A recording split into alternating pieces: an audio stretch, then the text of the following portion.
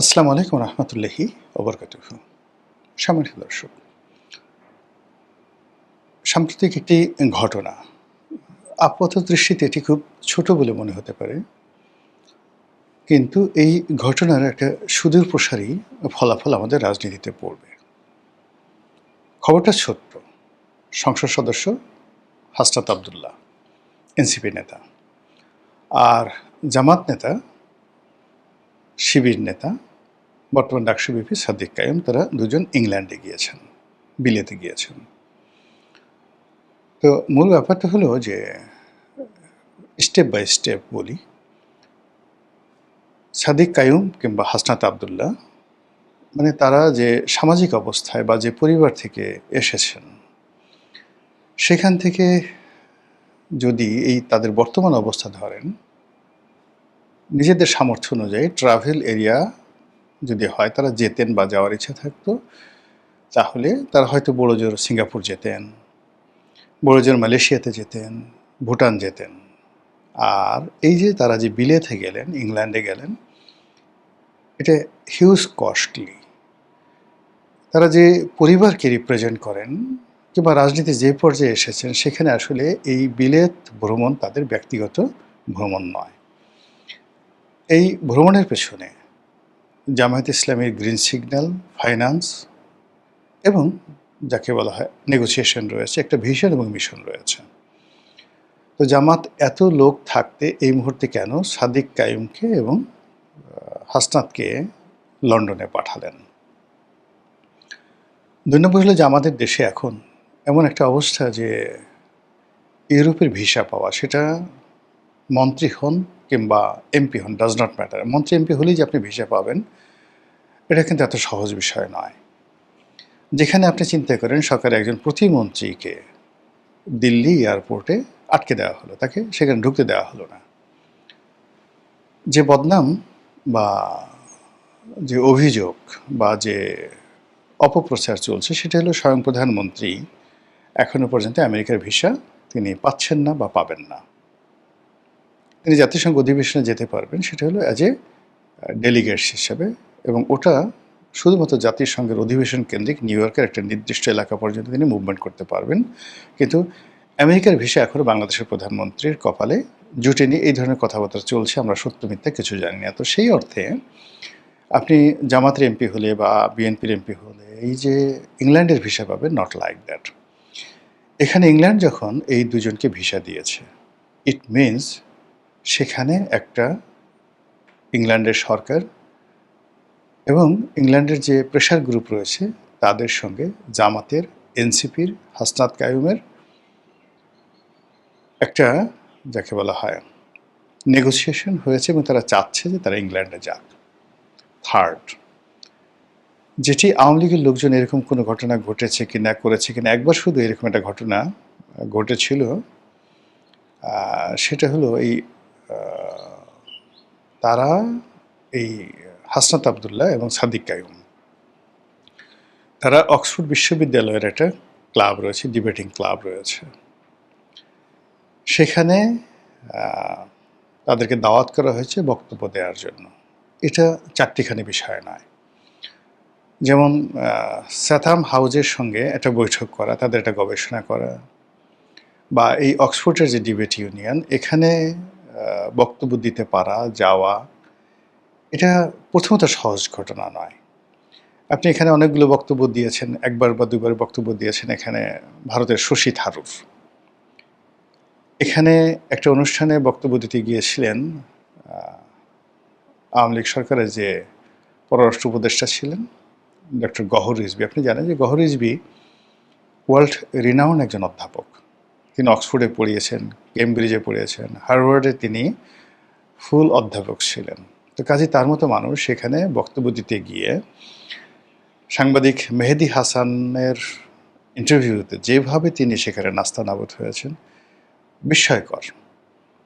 তো এইরকম একটা জায়গাতে হঠাৎ করে সাদিক কায়ুম এবং হাসনাত আবদুল্লাহকে দাওয়াত করা হলো কেন? এবং অক্সফোর্ড বিশ্ববিদ্যালয়, ঢাকা বিশ্ববিদ্যালয়ের ভিপি এবং ঢাকা বিশ্ববিদ্যালয়ের একজন ছাত্র এবং বর্তমান সংসদ সদস্য, তিনি বক্তব্য দিতে যাচ্ছেন, এটি এলিট সোসাইটিতে, আমাদের দেশের যে এলিট সোসাইটি যারা আছেন, সেটা দেবপ্রিয় বলেন, প্রথম আলো বলেন, অন্যান্য যারা বলেন, যারা নিজেদেরকে এলিট মনে করেন, পার্থ বলেন, তারা সবাই হায় আল্লাহ, এটা কী করে সম্ভব? আমরা ওখানে ওই ডায়াসে বসে বক্তব্য দেব, আমাদেরকে দাওয়াত দিবে, এটা তো আমরা কল্পনাই করতে পারি না। তো সেখানে এরা গেল কি করে? এবং এই কাজগুলো জামাত করেছে, অথবা জামাতের পক্ষ থেকে তাদেরকে পাঠানো হয়েছে, এবং অক্সফোর্ড বিশ্ববিদ্যালয়ের যে একটা ডিবেটিং টিম আছে, তাদের সঙ্গে ইংল্যান্ডের হোমল্যান্ড সিকিউরিটি, তাদের সঙ্গে ইউরোপীয় ইউনিয়নের একটা যোগাযোগ, এবং বর্তমান ব্রিটিশ সরকার তারা চাচ্ছে যে জামাতের এই রিপ্রেজেন্টেটিভ যারা আছেন তারা ইংল্যান্ডে জনমত তৈরি করুন, এবং এটা বিএনপির জন্য একটা, যাকে বলা হয়, হিউজ থ্রেট। আর আওয়ামী লীগের জন্য এটা আরও বড় থ্রেট। আপনারা সবাই জানেন যে ইউনূস জমানাতে ইউরোপীয় ইউনিয়ন আনকন্ডিশনালি জামাতকে সাপোর্ট দিয়েছে। তারা সফল হতে পারেনি, যে কোনো কারণে নির্বাচন হয়ে গেছে, তারেক রহমান সাহেব দেশে আসছেন, এবং এটা কেন কীভাবে হলো, এটা মনে হয় যে আলটিমেটলি তারেক রহমান সাহেব 25 তারিখে আসছেন, এর আগের 15 দিনও না, 10 দিনের আগের দেশের ভিতরে এবং বাইরের এমন কিছু ঘটনা এখানে ঘটেছে, যে ঘটনাটা আসলে ডক্টর মোহাম্মদ ইউনূস সরকার সামাল দিতে পারেননি। তাদের যারা বন্ধু ছিল ইউরোপীয় ইউনিয়ন, তারাও সামাল দিতে পারেনি। এই হলো ঘটনা। কিন্তু বাস্তবতা হলো যে ইউরোপীয় ইউনিয়ন, ইংল্যান্ড, তারা প্রাণান্তভাবে চাচ্ছিল যে জামাত ক্ষমতায় আসুক, এবং সেই অর্থে এনসিপির যারা লোকজন ছিলেন তারা কিন্তু অনেক দূরে এগিয়ে গিয়েছিলেন। তাদের কনফিডেন্স এবং আত্মবিশ্বাস ওই পর্যায়ে চলে গিয়েছিল। সেই সম্পর্কটা কিন্তু নষ্ট হয়নি, বরং নির্বাচনের এক মাস পরে আবার ইউরোপীয় ইউনিয়ন যে নড়াচড়া শুরু করেছে, সেই নড়াচড়াতে তারা 1 নম্বর তাদের পছন্দের দল হিসেবে তারা জামাতকে বেছে নিয়েছে, এবং দ্বিতীয়ত তারা এনসিপিকে প্রমোট করতে চাচ্ছে। এবং এর প্রেক্ষিতে এনসিপি যেভাবে পুনর্গঠিত হয়েছে, এবং যে কনফিডেন্স নিয়ে জামাতের আমির, এনসিপির সভাপতি নাহিদ ইসলাম, তারা যেভাবে কথা বলছেন, যেভাবে হাসনাতের আসলে শেষ হয়ে যাওয়ার কথা, হাসনাতের যে পার্লামেন্টে আসাটা মূলত এটাকে একটা অ্যাক্সিডেন্ট বলতে পারেন, এটাকে নিয়তি বলতে পারেন, এটাকে ভাগ্য বলতে পারেন। কারণ ওখানে যদি ভোট হতো, বিএনপি যে প্রার্থী মঞ্জুরুল ইসলাম, যে মুন্সি সাহেব আছেন, ফখরুল ইসলাম মুন্সি, তিনি যদি থাকতেন তাহলে হাসনাত কত ভোট পেতেন, এটা নিয়ে যথেষ্ট প্রশ্ন করার সুযোগ আছে। কাজী এটা, এই যে মঞ্জুরুল ইসলাম মুন্সি সাহেবের প্রার্থিতা বাতিল করা, এটা দুর্ঘটনা হতে পারে, এটা অ্যাক্ট অফ গড হতে পারে, বা এটা মার্কিন যুক্তরাষ্ট্রের ডিপ স্টেট পলিসির একটা থিওরি হতে পারে। কাজী হাসনাতকে পাশ করিয়ে আনা, হাসনাতের পার্লামেন্টে যাওয়া, আবার পার্লামেন্টে যাওয়ার পরে হাসনাত যে ক্ষমতা দেখাচ্ছেন, যে কথাগুলো বলছেন, প্রধানমন্ত্রী থেকে শুরু করে সরকারের যে সকল পাওয়ারফুল মিনিস্টার রয়েছেন, তারা যেভাবে হাসনাতকে ভয় পাচ্ছেন, হাসনাতকে প্রিভিলেজ দিচ্ছেন, হাসনাতকে ফ্লোর দিচ্ছেন, it is as it is, মনে হচ্ছে তার পেছনে আমেরিকা আছে, তার পেছনে মার্কিন ডিপ স্টেট আছে, তার পেছনে ইউরোপ আছে, তার পেছনে আরও বড় বৃহৎ শক্তি আছে। যদি সেটা না থাকতো তাহলে হাসনাতকে এভাবে পার্লামেন্টের ভিতরে এবং বাইরে সরকার কখনোই এতটা প্রিভিলেজ দিত না। এটা স্বাভাবিক। যেখানে ইউনূস জমানাতে বলা হতো যে এনসিপি কোনো একটা দলই না, জামাতকে তারা কোনো দলই মনে করছে না, এখন নির্বাচিত হওয়ার পর তারেক রহমান সাহেব নাহিদ ইসলামের বাসায় যাচ্ছেন, সংসদে নাহিদ ইসলাম যখন কোনো বক্তব্য দিচ্ছেন, সেই বক্তব্যটা যে কোনো কারণেই হোক, প্রধানমন্ত্রী, সালাউদ্দিন সাহেব, জামাতের আমির এবং নাহিদ, তাদের যে বক্তব্য ইকুইভ্যালেন্ট হচ্ছে, সমপর্যায়ের হয়ে যাচ্ছে। অন্যদিকে পার্থ বা প্রধানমন্ত্রী কিংবা সালাউদ্দিন সাহেব, তারা যে লেভেলে বক্তব্য দিচ্ছেন, সেটার যে গুরুত্ব, হাসনাত আবদুল্লার মানে বক্তব্য ঠিক একই গুরুত্ব সেখানে পাচ্ছে, এমনকি বেটার দেন আবদুল্লাহ মোহাম্মদ তাহের। তো কাজী এই যে পার্লামেন্টে নাহিদ ইসলামের উত্থান, তার পারফরমেন্স, এবং হাসনাত আবদুল্লাহর উত্থান এবং তার যে পারফরমেন্স, এটার সঙ্গে আসলে ডক্টর মোহাম্মদ ইউনূসের জমানার যে 18 মাস বা নির্বাচনের পরবর্তী 1 মাস, এটার কোনো ধারাবাহিকতা পাবে না। মনে হবে যে তারা নতুন করে তাদের যে চুল্লি আছে, পারমাণবিক চুল্লি আছে, রাজনীতির যে নিউক্লিয়ার পাওয়ার আছে, সেই নিউক্লিয়ার পাওয়ারে they have got a new fuel. সেখানে গত 2 মাসের মধ্যে বা আড়াই মাসের মধ্যে, লাস্ট আড়াই মাসের মধ্যে এনসিপির মধ্যে, জামাতের মধ্যে এমন কিছু রিফুয়েলিং করা হয়েছে, এমন কিছু ফুয়েল সেখানে লোড করা হয়েছে যেটার কারণে তারা এখন ভীষণ শক্তিশালী এবং তাদের যে মুভমেন্ট, এই মুভমেন্ট সরকার কাউন্ট করতে বাধ্য হচ্ছে এবং তাদেরকে পাত্তা দিতে বাধ্য হচ্ছে এবং পাত্তা না দেওয়া ছাড়া তাদের কোনো উপায় নাই। এবং আপনি দেখুন যে সাম্প্রতিক সময়টিতে যেভাবে ইসলামী ব্যাংকে একটা প্রবলেম তৈরি হলো এবং জামাতের ইচ্ছায় এখানে সরকার বলতে গেলে, বাংলাদেশ ব্যাংক বলতে গেলে আত্মসমর্পণ করতে নাকে খত দিতে বাধ্য হয়েছেন। আবার যত শক্তিমত্তা নিয়ে যেভাবে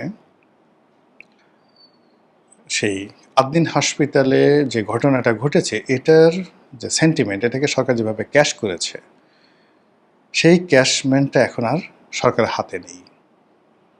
সরকার এই যে লাইসেন্স বাতিল করেছে, তাদের বিরুদ্ধে ব্যবস্থা নিয়েছে, এটাকে একটি পলিটিক্যাল ব্লান্ডার হিসেবে মনে করা হচ্ছে, সরকার একটি ভুল সিদ্ধান্ত মনে করা হচ্ছে এবং জামাত এবং তাদের যারা বট বাহিনী রয়েছেন তারা সবাই মিলে এই 8 দিনের ঘটনাটা অ্যাবসলিউটলি জামাতের পক্ষে এবং 8 দিনের পক্ষে নিয়ে গেছে।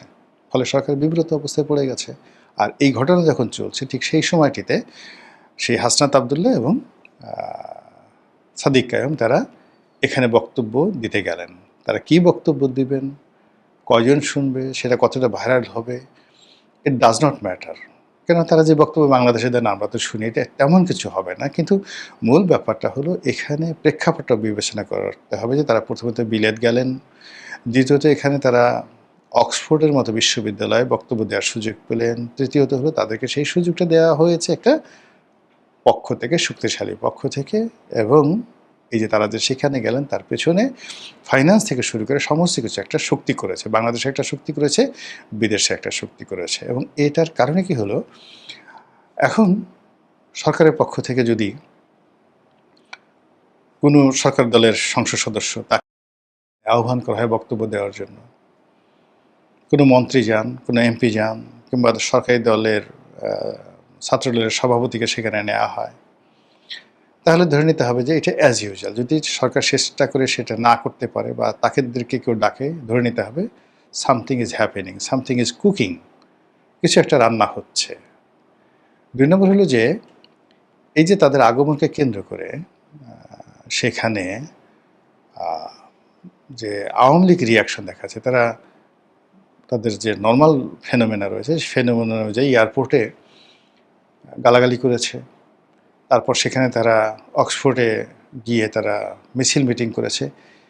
এটা আসলে যদি জামাতের আমির যেতেন ইটস ওকে, কিন্তু হাসনাদের সাথে, সাদিক কায়ুমের সাথে তারা যে আচরণগুলো করছে এবং তারা যেভাবে প্রসেশন করার চেষ্টা করছে, ইট মিনস সাদিক কায়ুম এবং হাসনাদ জাস্ট লাইক মনে হচ্ছে আগামী দিনে বাংলাদেশের প্রধানমন্ত্রী এবং আগামী দিনে শেখ হাসিনার প্রতিদ্বন্দ্বী, আগামী দিনে আওয়ামী লীগের কন্টেম্পোরারি অপোনেন্ট। এই জিনিসগুলো মনে করার কারণেই তারা তাদেরকে এইভাবে সম্মানিত করার চেষ্টা করছেন। মানে বিরোধী পক্ষ যখন আপনাকে যত বেশি গাল দেবে, যত বেশি বাধা দেবে, এটা আসলে রাজনীতির ময়দানে এক ধরনের অ্যাক্রিডেশন। তো সেই অ্যাক্রিডেশনটা সাদিক কায়েম সাহেব পেয়ে গেলেন, হাসনাত আবদুল্লাহ পেয়ে গেলেন এই বিলেত গমনের মাধ্যমে। এখন এর কাউন্টার গালাগালি করে লাভ হবে না, সমালোচনা করে লাভ হবে না, ঈর্ষা দেখিয়ে মানে হিংসায় কুটি কুটি করে নিজের কান নিজে কেটে ফেলে কোনো লাভ হবে না। তারা যে কাজটি করেছে এর চাইতে ভালো কিছু বিএনপিকে করতে হবে, এর চাইতে আকর্ষণীয় কিছু আওয়ামী লীগকে করতে হবে। এখানে যদি আওয়ামী লীগের এই সেম ডিবেটিং ক্লাবে যদি এখন